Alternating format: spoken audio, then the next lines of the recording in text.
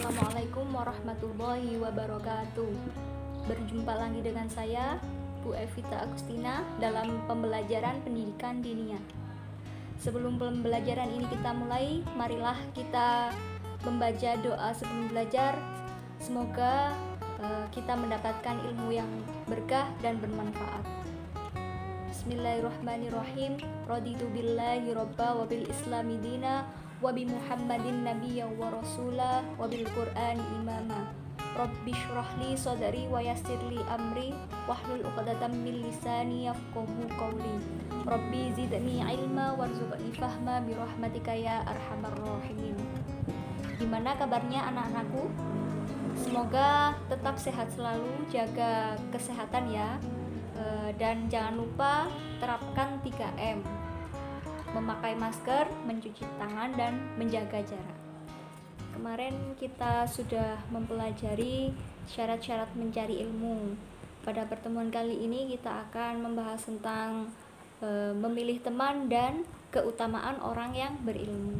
Sebelumnya saya akan kasih tahu tentang kitab ini. Nah, ini adalah contoh kumpulan dari nadom-nadom.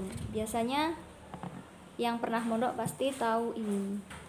Nah, ini ada nadom di kitab Al-Ala, ada Aqidatul Awam, lengkap ya. Oke. Sebelumnya kamu sudah mengerjakan tugas yang saya berikan ya, menulis nadom beserta arti. Oke.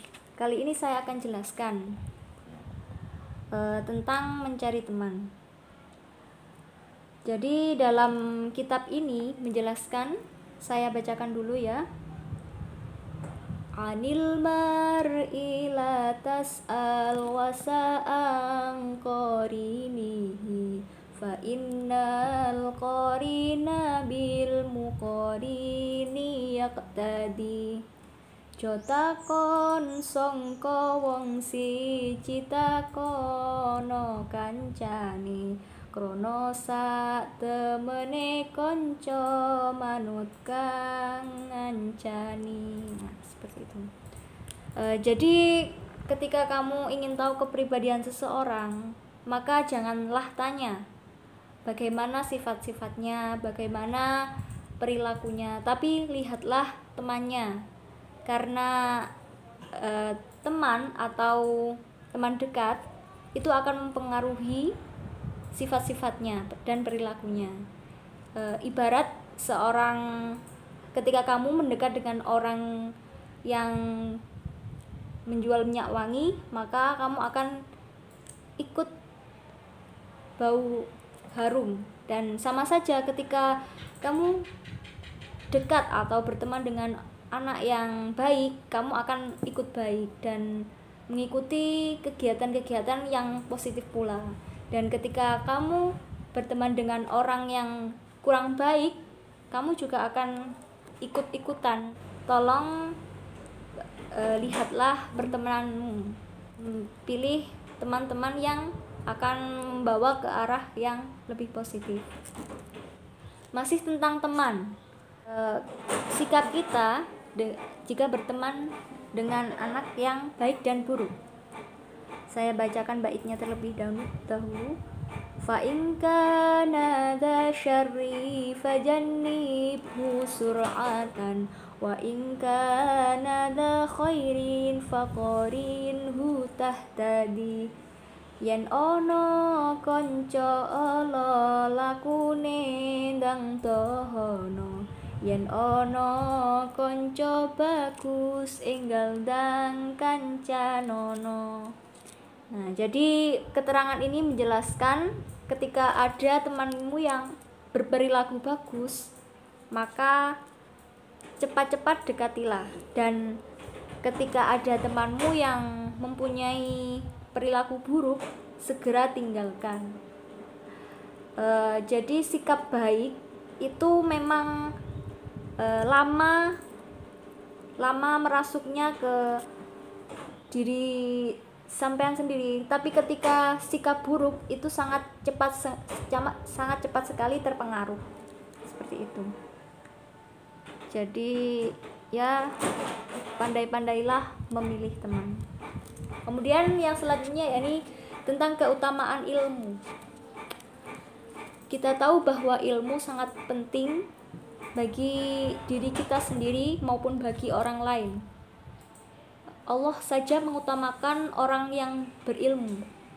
Ketika ada seorang yang berilmu, Allah akan mengangkat derajat orang tersebut. Dan seperti yang ada pada syair ini, ada perintah ta'allam fa innal ilma zainun li ahlihi wa fadlun wa inwanun li kulli mahamidi. Ngaji yo krono ilmu maesi ing ahline lan munggulake lan dadi tondo kang pinuji. Jadi di sini terdapat perintah untuk mencari ilmu, karena ilmu adalah perhiasan bagi pemiliknya dan merupakan akhlak yang terpuji. Oke, di sini ada perintah, namun Allah juga memerintahkan bahwa mencari ilmu itu hukumnya wajib, seperti dalam kutipan Thalabul ilmi faridotun ala kulli muslimin wal muslimah. Kamu seorang muslim, maka wajib hukumnya bagi seorang muslim untuk mencari ilmu. Kita pernah mendengar bahwasanya carilah ilmu dari kecil hingga dari bayi hingga ke liang lahat. Oke, seperti itu. Dari sini kita tahu bahwa ilmu sangat penting. Maka selagi kamu bersekolah, carilah ilmu banyak-banyaknya. Karena kita tidak tahu ilmu mana yang bermanfaat untuk diri kita, ilmu mana yang nantinya akan bermanfaat juga bagi orang lain.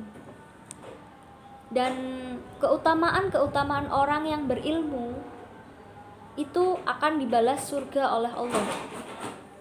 Bahkan bukan orang yang berilmu saja, tapi pencari ilmu juga akan memperoleh keutamaan. Seperti dalam kutipan hadis, man salaka tariqan yaltamisu fihi ilman sahalahullahu tariqan ila jannah. Jadi barang siapa yang sedang dalam perjalanan mencari ilmu, maka dimudahkan oleh Allah jalan menuju surga. Pencari ilmu saja balasannya menuju surga, apalagi orang yang berilmu. Nah, itu salah satu keutamaan orang yang mencari ilmu. Jangan khawatir tentang kehidupan di dunia, di akhirat pun Allah menjaminnya. Jadi di dunia pun Allah menjamin kecukupan orang yang berilmu, dan di akhirat pun Allah juga menjamin kebahagiaannya di akhirat pula. Kemudian ada sebuah hadis yang menjelaskan tentang ilmu yang bermanfaat.